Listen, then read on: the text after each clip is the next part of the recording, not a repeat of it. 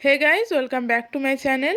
আজ আমি আপনাদের সাথে শেয়ার করব jacket style baby frock with puff sleeve cutting এবং স্টিচিং। তো চলুন without any further delay let's start. এখানে আমি 6 থেকে 7 বছর বেবির জন্য ড্রেসটি তৈরি করছি। এর জন্য এখানে আমি ব্ল্যাক কাপড়টি নিয়ে নিয়েছি 1 মিটার এবং এর সাথে ম্যাচিং করে এখানে আমি ইয়েলো কাপড়টি নিয়ে নিয়েছি 1/2 মিটার। তো ফার্স্ট আমি এখানে টপ পার্টের কাপড় কাটিং করব। তো ফ্রন্ট পার্টের জন্য এখানে আমি কাপড় নিয়ে নিয়েছি সিঙ্গেল পিসে। তো এখানে চওড়াটি হচ্ছে 19.5 ইঞ্চি এবং এর লম্বাটি নিয়েছি এখানে আমি 9 ইঞ্চি। তো এখানে কাপড়টিকে মাঝখান দিয়ে আরেকটি ভাঁজ দিয়ে আমি এখানে টোটাল কাপড়টিকে দুভাঁজে বিছিয়ে নিলাম। এখন বন্ধ সাইড থেকে আমি এখানে 2 ইঞ্চিতে মার্কিং করে নিচ্ছি। ঠিক একইভাবে আমি নিচেতেও 2 ইঞ্চিতে মার্কিং করে নেব যাতে লাইনটি বাঁকা না হয়। এই 2 ইঞ্চিতে যেটি মার্কিং করছি সেটা হবে বাটন প্লাকেটের জন্য। এখন আমি এই কাপড়টিকে ভিতর দিয়ে মুড়িয়ে নেব। এখানে আমি ফ্রন্ট পার্টে মার্কিং করে নিচ্ছি বোঝার সুবিধার্থে। এখন আমি ব্যাক পার্টটি নিয়ে নিচ্ছি। তো ব্যাক পার্টটির এখানে চওড়া আছে 15 ইঞ্চি এবং লম্বায় আছে 9 ইঞ্চি। তো এখানেও আমি ব্যাক পার্টটিকে মাঝখানে একটি ভাঁজ দিয়ে টোটাল এখানে আমি দুভাঁজে বিছিয়ে নিলাম। এখন এই ব্যাক পার্টটিকে আমি ফ্রন্ট পার্টের উপরে রাখবো। তো এখানে আমি ব্যাক পার্টটিকে ফ্রন্ট পার্টের উপরে রেখে নিলাম। এখন আমি মেজারমেন্ট অনুযায়ী দাগ দিয়ে নেব। এখন আমি বন্ধ সাইড থেকে শোল্ডারের মেজারমেন্টটি নিয়ে নিচ্ছি। তো এখানে আমি শোল্ডার নিচ্ছি টোটাল 5.5 ইঞ্চি। এখন আমি আর্মহোল লেন্থ নিয়ে নিচ্ছি এখান থেকে 3 ইঞ্চি। টোটাল আর্মহোল হচ্ছে আমাদের 5.5 ইঞ্চি।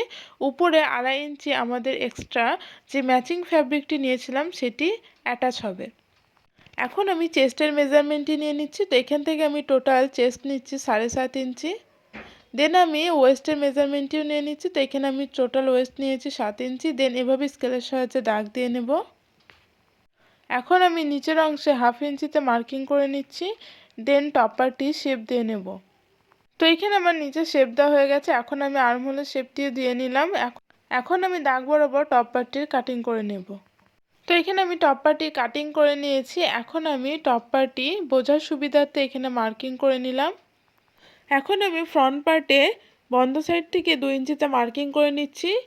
দেন যেখানে মার্কিং করলাম সেখান থেকে স্কেলের সাহায্যে আমি এভাবে শেপ দিয়ে নেব।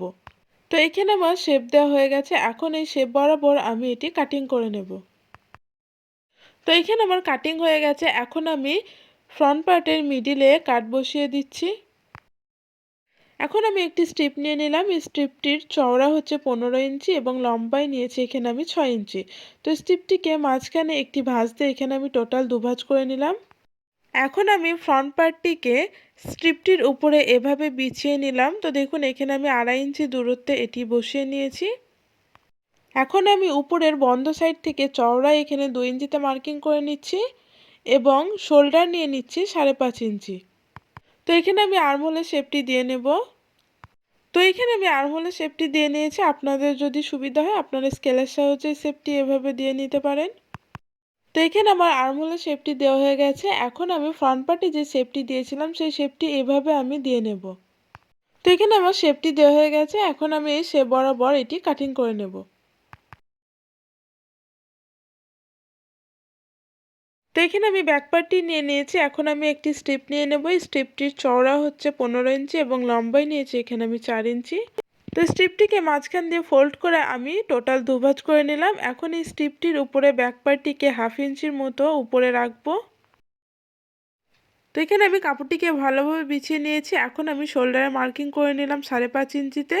দেন এভাবে সোজা স্কেলের সাহায্যে দাগ দিয়ে আমি বাড়তি কাপড়টুকুকে কাটিং করে বাদ দিয়ে দিলাম। এখন আমি গলার মেজারমেন্টটি নিয়ে নিচ্ছি। তো উপরের বন্ধ সাইড থেকে চওড়ায় নিয়েছি 2.5 ইঞ্চি এবং লম্বায় নিয়েছি 1 ইঞ্চি। দেন এভাবে শেপ দিয়ে আমি গলাটি এখানে কাটিং করে নিচ্ছি। এখন আমি হাতা কাটিং করব। এর জন্য এখানে আমি কাপড় 4 ভাঁজে বিছিয়ে নিয়েছি। তো 4 ভাঁজে বিছানোর পর কাপড়টি চওড়া হচ্ছে 7.5 ইঞ্চি এবং লম্বায় নিয়েছি এখানে আমি 9 ইঞ্চি। তো এখানে আমি পাফ স্লিপ করব। এর জন্য উপর থেকে আমি টোটাল 6 ইঞ্চিতে মার্কিং করে নিচ্ছি। তো এখানে আমি 6 ইঞ্চিতে মার্কিং করে নিয়েছি। এখন হাতার শেপটি দিয়ে নেব এবং হাতাটি কাটিং করে নেব। তো এখানে আমি হাতাটিকে কাটিং করে নিয়েছি। এখন 1.5 ইঞ্চিতে মার্কিং করে নিচ্ছি বটমে ফোল্ডিংয়ের জন্য। তো এখানে আমার অল কাটিং হয়ে গেছে। এখন আমি চলে যাব স্টিচিংয়ে। তো ফার্স্টে আমি এখানে ব্যাক পার্টটি স্টিচিং করে নেব। এর জন্য এই পার্টটিকে আমি ব্যাক পার্টের উপর এভাবে রেখে স্টিচিং করে নেব। তো দেখুন এখানে আমি স্টিচিং করে নিয়েছি। এখন এটিকে খুলে নেব এবং নখের সাহায্যে ভালোভাবে প্রেস করে নেব। এখন আমি সামনে ফ্রন্ট পার্টে যে শেপ দিয়ে কাটিং করে রেখেছিলাম সেই দুটি পার্ট নিয়ে নিলাম। এখন এটিকে শোল্ডারের সঙ্গে এভাবে নিয়ে আমি 1/2 ইঞ্চি পরিমাণ মার্জিন নিয়ে অ্যাটাচ করে নেব। তো দেখুন এখানে আমি অ্যাটাচ করে নিয়েছি। এখন ফ্রন্ট পার্টের অংশগুলো এভাবে সমান করে শেপ দিয়ে কাটিং করে নেব। তো এখানে আমি শেপ দিয়ে কাটিং করে নিয়েছি। এখন আমি ফ্রিলের জন্য এখানে স্ট্রিপ নিয়ে নিয়েছি। তো স্ট্রিপটি চওড়া হচ্ছে 2 ইঞ্চি এবং লম্বাই নিয়েছি এখানে আমি 46 ইঞ্চি পরিমাণ। এখন আমি স্ট্রিপটির নিচের অংশে ডবল ফোল্ড করে সেলাই করে নেব এবং উপরের অংশে মেশিনের যে বড় সেলাইটি হয় সেটি দিয়ে নেব। তো দেখুন এখানে নিচে থেকে আমি ডবল ফোল্ড করে সেলাই করে নিয়েছি এবং উপরে মেশিনের সবচেয়ে বড় সেলাইটি দিয়ে নিয়েছি। এখন একটি সুতো ধরে আমি এটিকে গ্যাদার করে নেব এবং ফ্রিল তৈরি করে নেব। তো দেখুন এখানে আমি ফ্রিল তৈরি করে নিয়েছি। এখন এই ফ্রিলটিকে আমি টপ পার্টের সঙ্গে অ্যাটাচ করব। এর জন্য এখানে আমি টপ পার্টটিকে সোজা সাইডে বিছিয়ে নিয়েছি। এখন ফ্রিলটিকে এর উপরে উল্টো সাইড করে রেখে আমি 1/2 ইঞ্চি পরিমাণ মার্জিন নিয়ে অল রাউন্ডে স্টিচিং করে নেব। তো দেখুন এখানে আমি ফ্রিলটি অ্যাটাচ করে নিয়েছি। এখন আমি স্ট্রিপ অ্যাটাচ করব। এর জন্য এখানে আমি ক্রস স্ট্রিপ আগে থেকে রেডি করে রেখেছিলাম। এখন আমি ফ্রিলটি যেভাবে অ্যাটাচ করেছি ঠিক সেভাবে আমি ক্রস স্ট্রিপটি অ্যাটাচ করে নেব 1/2 ইঞ্চি পরিমাণ মার্জিন নিয়ে। তো স্ট্রিপটি আমি ফ্রিলটির উপরে এভাবে রেখে গোটা রাউন্ডে স্টিচিং করে নেব। তো এখানে বোঝার সুবিধার্থে এখানে ফ্রিল এবং স্ট্রিপ আমি আলাদাভাবে স্টিচিং করলাম। আপনারা যদি চান তাহলে ফ্রিল এবং স্ট্রিপ একসাথেও স্টিচিং করে নিতে পারেন। তো দেখুন স্ট্রিপটিকে আমি গোটা রাউন্ডে স্টিচিং করে নিয়েছি। এখন আমি ছোট ছোট কাট বসিয়ে নিচ্ছি। তো এখানে আমার ছোট ছোট কাট বসানো হয়ে গেছে। এখন স্ট্রিপটিকে এভাবে আমি উল্টো সাইডে টার্ন করে ডবল ফোল্ড করে সেলাই করে নেব। তো দেখুন এখানে আমি স্ট্রিপটিকে উল্টো সাইডে টার্ন করে ডবল ফোল্ড করে স্টিচিং করে নিয়েছি। এখন আমি ফ্রন্ট পার্টটি নিয়ে নিয়েছি। এখন আমি এভাবে ডবল ফোল্ড করে সাইডে যে 2 ইঞ্চি পরিমাণ মার্জিন রেখেছিলাম সেটা স্টিচিং করে নেব এবং উপরেও এভাবে ডবল ফোল্ড করে স্টিচিং করে নেব। তো ঠিক একইভাবে আমি আরেকটি পার্টও স্টিচিং করে নেব। তো দেখুন এখানে আমি স্টিচিং করে নিয়েছি। এখন এই টপ পার্টের অংশটি আমি ভালোভাবে বিছিয়ে নিলাম।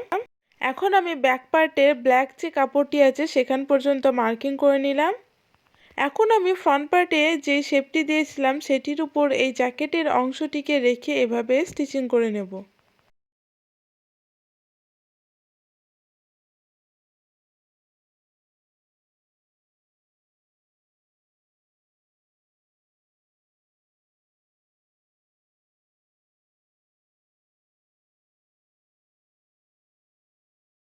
তো এখানে আমার টপ পার্টের অংশটি স্টিচিং হয়ে গেছে। এখন আমি হাতায় স্টিচিং করব। এর জন্য এখানে আমি নিচে থেকে ডবল ফোল্ড করে ফার্স্টে স্টিচিং করে নিচ্ছি। তো দেখুন এখানে আমার হাতাটি ডবল ফোল্ড করে স্টিচিং হয়ে গেছে। এখন আমি একটি ইলাস্টিক নিয়ে নিয়েছি। ইলাস্টিকটির চওড়া নিয়েছি এখানে আমি 8 ইঞ্চি। দেন ইলাস্টিকটিকে হাতার মধ্যে এভাবে রেখে আমি ইলাস্টিকটিকে হাতার সঙ্গে স্টিচিং করে নেব। তো এখানে আমি ইলাস্টিকটি স্টিচিং করে নিয়েছি। এখন আমি উপরে একটি স্টিচ দিয়ে নেব এবং গ্যাদার করে নেব।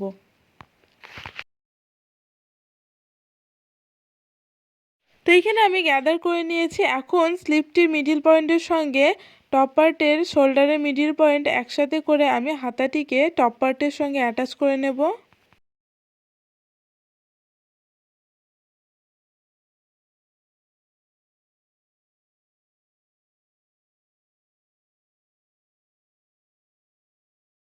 তো দেখুন এখানে আমার একটি পাফ স্লিভ রেডি হয়ে গেছে। তো ঠিক একইভাবে আমি আরেকটি হাতাও রেডি করে নেব। তো এখানে আমি দুটো হাতায় টপ পার্টের সঙ্গে অ্যাটাচ করে নিয়েছি। এখন আমি বটম পার্ট অ্যাটাচ করব। এর জন্য এখানে আমি ফ্রন্ট পার্ট এবং বটম পার্ট একসাথে বিছিয়ে নিয়েছি। তো দেখুন এখানে আমি দুভাজে কাপড় বিছিয়ে নিয়েছি। দুভাজে কাপড় বিছানোর পর এখানে আমি চওড়াটি নিয়েছি 35 ইঞ্চি এবং লম্বাই নিয়েছি এখানে আমি 15.5 ইঞ্চি।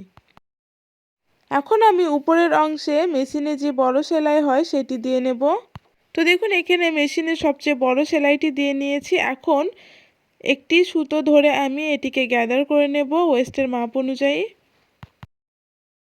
তো দেখুন এখানে আমি বটম পার্টিকে ওয়েস্টের মাপ অনুযায়ী গ্যাদার করে নিয়েছি। এখন আমি এটিকে টপ পার্টের সঙ্গে অ্যাটাচ করে নেব।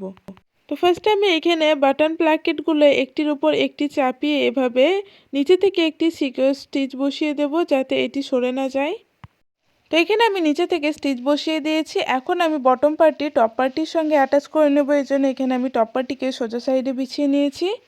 এখন এর উপর বটম পার্টটিকে রেখে আমি 1/2 ইঞ্চি পরিমাণ মার্জিন নিয়ে টপ পার্টির সঙ্গে বটম পার্টটিকে অ্যাটাচ করে নেব।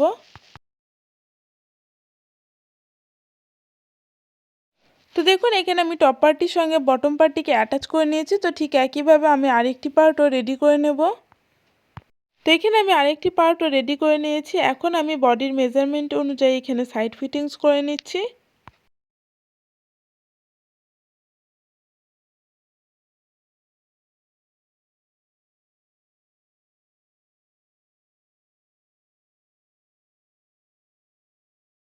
তো এখানে আমার দুটো সাইডে সাইড ফিটিংস হয়ে গেছে। এখন আমি নিচে থেকে ডবল ফোল্ড করে গোটা রাউন্ডে স্টিচিং করে নেব।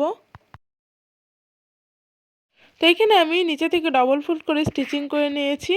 এখন আমি এখানে বাটন অ্যাটাচ করে নেব। তো আজকে আমার এই ড্রেসটির কাটিং এবং স্টিচিং কমপ্লিট। ভিডিওটি আপনাদের কেমন লাগলো কমেন্ট করে জানাবেন। ভিডিওটি যদি ভালো লেগে থাকে লাইক শেয়ার এবং চ্যানেলটি সাবস্ক্রাইব করে পাশে থাকবেন। দেখা হচ্ছে নেক্সট ভিডিওতে। টাটা।